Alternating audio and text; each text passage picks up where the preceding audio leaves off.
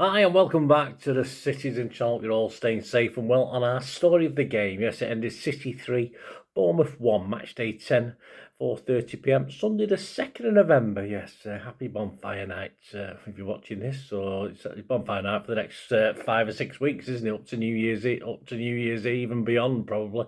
Anyway, we'll talk about the story of the game. My little pithy headline, my little comedy headline for this one: a Haaland double with an O'Reilly cherry on top. There you go. If you know the nickname of the Bournemouth, you know what that's all about. Otherwise, you'll be saying, what the hell are you on about, Bernard? But you know me.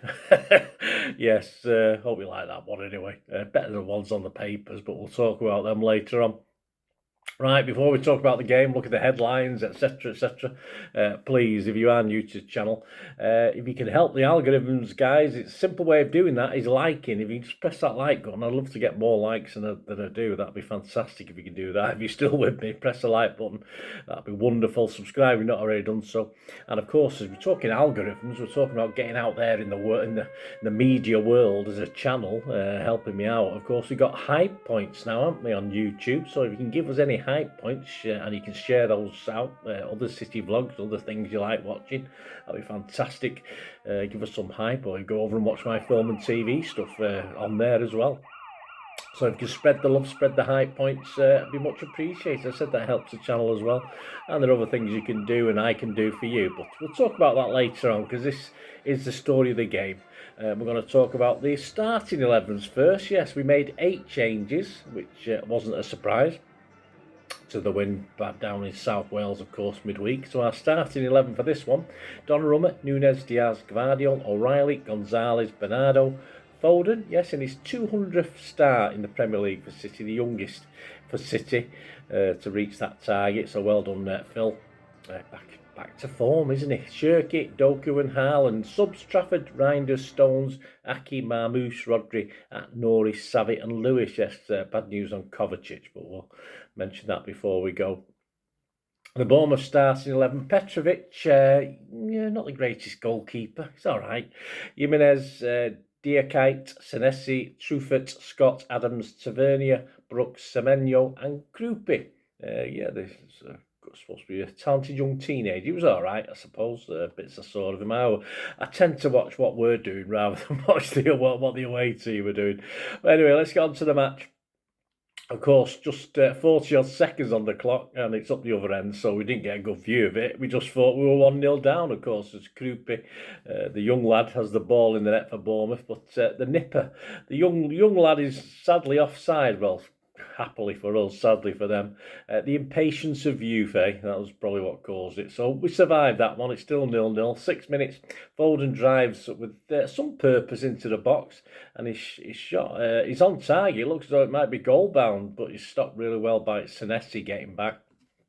8 minutes from a City corner, Bournemouth counter-attack. Yeah, it was a game of counter-attacks, wasn't it? Semenyo carries the ball, releases Brooks down the left, but Núñez tracks back to nudge him. All right, he barged him. Yeah, close.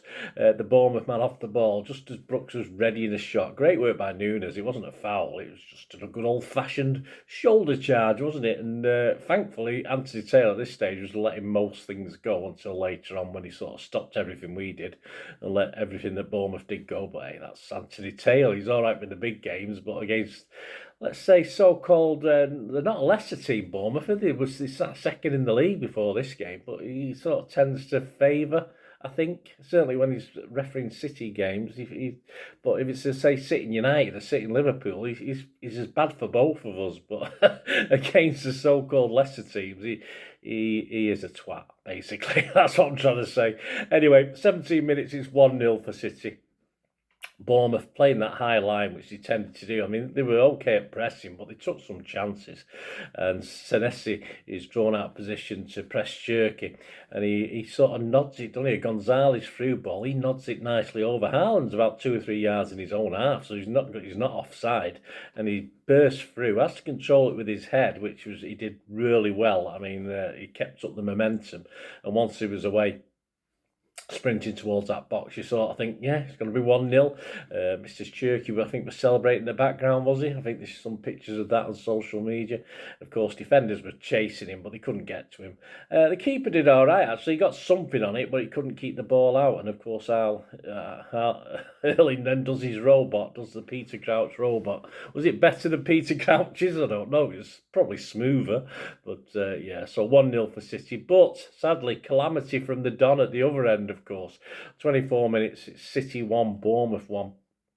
Yeah, I mean, Donnarumma completely misjudges the flight of the ball. He slices, I don't know what, he flaps it, let's be honest about it. And a 6'6" guy flapping, it isn't a pretty sight at the best of times.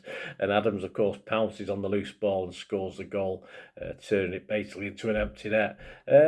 Terrible goalkeeping error, question mark? Well, he was held. I mean, the replay clearly showed that, but you know, it wasn't held for long. And I always think, and I think I've said this before, goalkeepers don't worry too much about what's going on. Or you concentrate on getting to, all right, the player comes and blocks you, he blocks you, but you concentrate on what that ball's doing. I mean, Donnarumma was so intent on sort of wrestling and trying to do things.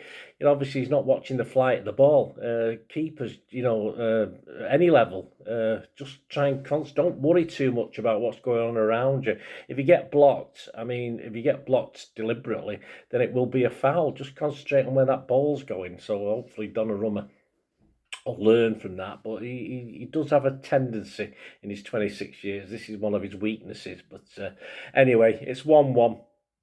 We didn't have too long to wait to go 2-1 up, did we? 32 minutes, another assist from Shirky, of course. Haaland again races clear into the open space. I think it looks as though he's pushed it too far. Again, a bit of a goalkeeping error for me. He sort of come, but he sort of could have dropped off a little bit rather than commit himself. And of course, Haaland just slid it into the net. It went under the goalkeeper. Great finish, but I think the defenders had sort of stopped. There was one defender who raced in, but he seemed to pause when Erling took it round the keeper. And if he kept on going, he might have, well, at least probably scored an own goal, but he might have got something on it. But yeah, I mean, a cute angle. Erling did very well to stick it in the net. 35 minutes, Haaland breaks again. You think it's a hat-trick. You'd put money on him scoring a hat-trick. But no, it's not him. It's O'Reilly. Yep, like peas in a pod, them two. Yeah, O'Reilly doing his inner Haaland, breaks free of the offside trap. And yeah, he again tries to take it round the keeper. And more or less does. But rather, obviously, defenders have come back by then. He's not as fast as Haaland, of course. And he tries to turn it towards goal, but he sort of attempts to be... It appears as though it's going to go to Foden, but Jimenez, I think it was, his big toe sends it safely out of the danger area. So, yeah, he perhaps should have done a little bit better, or even found or realised Phil was there and pulled it further back. And, of course, Jimenez wouldn't have been able to get a toe on it then. But anyway, this survived. And this time, Doku did release Haaland once again for his hat-trick. And this was Haaland this time, not O'Reilly. And he bared down on goal, but he tried a little dink finish, but it didn't quite come off, did it? And Petrovic rolls up a hand, a nice little reflex save from the keeper. All credit to the keeper for that. We had a little free kick just before half-time, 45 plus 6 minutes. And, of course, even though there'd been some time wasted with the foul for the free kick, etc., of course, Anthony Taylor 10 seconds over the 5 minutes, which was what initially was allowed. He sort of said, no, you're not taking the corner, but he should have really allowed 20 or 30 seconds for a corner to be taken as well. But that's Anthony Taylor, isn't it? So half-time 2-1. A fairly even game initially, though by the end of it, we should have been at least leading by a couple of goals, and just one goal advantage. Work still to do because Bournemouth looked quite capable of coming back into this. On to the second 45, O'Reilly whips one into the back post and on 49 minutes towards his twin, Haaland, who could only divert a header sort of high and wide. Perhaps he could have done a little bit better with that. He seemed to get a bit over it. I think if O'Reilly sort of dinked it in rather than whipped it in, it might have been, Haaland might have sort of met it better, but of course he couldn't do anything with that one. 51 minutes, Semenyo crosses low towards the back post. Brooks can't get a shot at goal, but he retrieves it, cuts the ball back to Krupi again, and the teenager flashes a shot into the side netting from about 7 or 8 yards out. Some Cherry fans celebrate, bless them, but it wasn't as good. 3 or 4 feet into the side netting, and no problem for Donnarumma. 53 minutes, Krupi again from just inside the area. His shot is saved routinely this time by Donnarumma to his left. It looks he got a lot of credit for that save, but it was fairly bog standard goalkeeping, but he had to save it, he had to keep it out. And of course, we weathered that little bit of a storm, and on 60 minutes, it's 3-1 for City. Cherky and Foden work together in midfield, and Foden puts it neatly through to O'Reilly. I think he's allowed a little bit too much room by Bournemouth. They didn't see too much danger, I don't think. There's 3 or 4 guys around him, but no one closed him down. He did a little bit of a shimmy, created a little bit of space, and aimed it, took aim, and the ball flew through the defender's legs into the bottom corner. I think keeper looked a little slow getting down, though he's possibly unsighted by coming through the defender's legs. So, yeah, but perhaps could have done better. As I said, I'm not overly impressed with that keeper. He's pretty bang average. 67 minutes, Cherky kills a shot just over his bar, Petrovic's bar. 72 minutes, Doku and Cherky come off. Savvy and Reinders come on. 81 minutes, another change as Haaland is replaced by Marmoush. 90 minutes, another 5 minutes added on. We make 2 more changes past the time. Rodri and Atnori for Bernardo Silva and Phil Foden. What the hell are we putting Rodri on in the 90th minute? Any reason? Pep does this, doesn't he? I mean, he could, if you wanted him to warm up, he could have put him. He could have warmed up after the game, couldn't he? He could have had him running around the pitch, with the trainer keeping an eye on him after the match. I don't see the point in putting him in a match situation for 5 or 6 minutes. I don't know. Anyway, answers on a postcard, guys, if you know why he does that. To sum up, yeah, Bournemouth were just perhaps they were too confident. Perhaps being second in the league, unbeaten in 8 games, gave them a lot of confidence. I'm not too sure. But to be honest with you, yeah, they did have some chances, but I think we should have been 3-4-5-1 at a certain stage of that game, and 3-1 had to be a reasonable return for us. I think the best team won on the day. Bournemouth need to be a little bit less expansive in what they're doing, I think. I've played into our hands a couple of times, certainly into Cherky's and Haaland's hands anyway. Stats, shots 14 for City, 7 on target, 9 for Bournemouth, 5 on target. We have 48% possession, so we gave up possession, and this is twice this season now we've had less possession, which is a very rare thing over Pep's tenure, of course, but it's his new style of play, this, and as long as we win the games 3-1, and could have been more, why not? We're happy with that. Passes 453 for us, 365 for them. Our pass accuracy was a little bit down, 89%. Theirs was 91, yet you sort of tend to think they gave the ball away more than us, but obviously the stats don't say that. Fouls 8 from us, 11 from them, 2 yellows each. I can't remember who got yellow cards. Donnarumma got one, didn't he? Who got the other one? Yeah, I didn't put it in the match report there. I usually put the yellows in, but I forgot. My apologies. I'm sure you'll know anyway. Offsides, none for us, 3 for them. We had 9 corners to their 4. Again, we can't score from a corner. It's just what it is. Pep said about Erling's performance, this is what it's like if you play with Messi or Ronaldo. His influence is so big. You see the numbers of that guy. Of course, he's that level. Messi and Ronaldo have done it for 15 years, but this is the level. The first goal, the way he shoots the ball, it's like I'm going to score. He has that hunger. It's top. He uses top a lot. It's not a word the kids use now, Pep, top. You have to find another one. I said how incredible, coachable and manageable he is. I am tough sometimes with Haaland, but he's open-minded. He lives for the goals. Yes, he's been roaming around Manchester dressed as the Joker as well for Halloween, but that's another matter. He's got a very, very big YouTube channel now, hasn't he? He's been doing it for about 2 minutes, and he's already dwarfed people like me.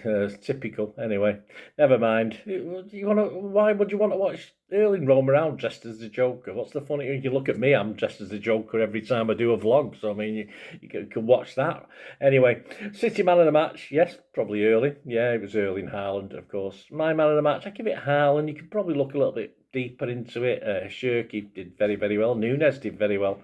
I think Simon Bukowski scored at least half the team, 8 out of 10, so a very good team effort, I thought, yesterday. And of course, with Sunderland to play Everton at home as I'm recording this tonight at 8 p.m. on the Monday, we're actually second, but they can go above us, of course, with a win against Everton, and we would sit then third. And Possibly, I think they could beat Everton if they carry on the form they're showing. So we're 6 points behind Arsenal. So yeah, let's keep plodding on. Let's keep plodding on. We've got a big league game next time, but we'll not talk about that yet. We'll leave that till midweek. The media headlines: The Guardian's back page, Jamie Jackson, Haaland's latest double fire, City up to second, could be third by the end of Monday night. Inside Jamie Jackson, ruthless Haaland guys City up to familiar heights. They are. Jonathan Wilson, Guardiola remains wedded to technical virtues while landscape undergoes radical revolution. Yes, a little piece on how the sort of set pieces are dominating the Premier League at the moment. Long throws, free kicks, corners, and City, I think, are the only team who've not scored from a set piece this season.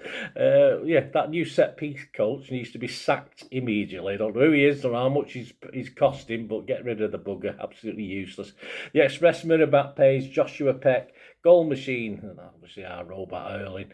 Electric Erling shows off with deadly double as City make a move. Inside Simon Bukowski, it's Hal in a good day's work. Oh, I use that too often, mate. Unstoppable Erling looks a shoe-in for another golden boot. All right, I'll give him that one. Our local paper, the Manchester Evening News, again, Simon Bukowski inside, natural born killers.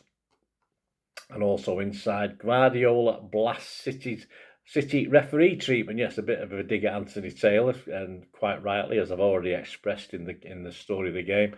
And of course, the news and confirmation that Kovacic could be out until the last part of the season, although it doesn't actually say that, but he'll be out for a while. A little ankle problem. So much for him coming back and being eased back in, wasn't it? So when we see Kovacic again, we don't know. At the moment, we probably won't miss him, but if we get 2 or 3 injuries, then it might have an effect later on. And the back page of Manchester Evening News, simply on the up. There we are. There you go, guys. Let me know your thoughts of the game. I hope you enjoyed that content. Of course, it's the sort of thing I do after every game. Do a lot of history stuff, as you know. I've finally got out all my parts of my Jack Grealish, thank you. So all that's out there. There'll be a quiz soon. And very soon, there'll be a multi-part piece on a bloke called Edison as well. So keep your eyes out for that. And I'm not even started or looked at a kanji yet. So, lots more to come on the channel, of course. And check up... make sure you watch the player ratings for this game, a bit more specific on the players with Sofa score stats and Simon Bukowski's views as well. And yes, out now should be the preview of the Dortmund game, which is coming up on Wednesday night. And of course, join me later in the week for the preview of the Liverpool game. And I think I'm going to be guesting on Doug's channel for that, if you watch Doug's Liverpool channel sometime in the week. So we've got to sort that out.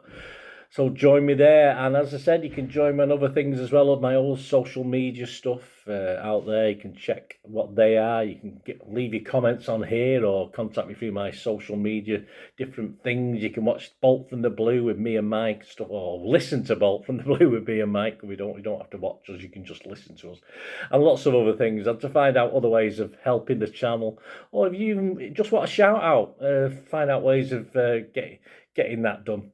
Just keep watching and listening. Thanks for that, guys. Hope you enjoyed the feature anyway. And please, if you can, give us a thumbs up, give us a like. That'd be wonderful. And if you're not already a subscriber, it'd be great if you could subscribe. It's absolutely free. Also, check out all my social media links. They'll be in the description and comments below if you want to follow me on TikTok, Instagram, X, Facebook. We can chat on there and do all things City, of course. Also, if you're into film and TV, don't forget a lot of this channel is film and TV stuff. I love me film and TV like I do City. So if you're into that, have a look. Or if you know someone who might not be that bothered about the football but likes film and TV, give them a kick in my direction. I'll be very grateful. And special thanks as ever to supporters of the channel. P6505, they've got a little eBay shop selling film and TV memorabilia mainly, including books, magazines, posters, lots of posters, and they do have some City stuff as well that they've purloined off me over time, so there'll be a few bits and pieces, probably more going on as well. So have a look at P6505 on eBay. And yes, if you do go onto eBay, and if you're a member, we do have memberships, 99p a month. You get early access to all my vlogs, so as soon as I do them, you get them. Sometimes it could be months before they're published generally, so a lot of the history stuff, so you have access. The membership gives you access to that. It gives you 10% extra off at P6505 if you want to buy any of that memorabilia. That's all that you can actually gain that from being a member. And support the channel. That's a great way of supporting the channel, of course, like watching the ads on the original thing that you've seen now, my original feature. That'd be fantastic. So yeah, also, before we go, podcasts. If you like your podcasts, I do a podcast with Mike Long in South Korea. It's called Bolt from the Blue in our 8th season. Yeah, we've had some good fun on there. We're trying to have a bit of humour, generally look at City's games as and when we play them, have a look back. So please check out that. It's on Soundcloud, Spotify, all good places you get your podcasts from. There you go, guys. Thanks for watching. Hope you enjoyed everything about this feature, and you didn't mind me asking you about this at the end. And please, all I ever ask for you is to stay safe, everyone, especially you Blues.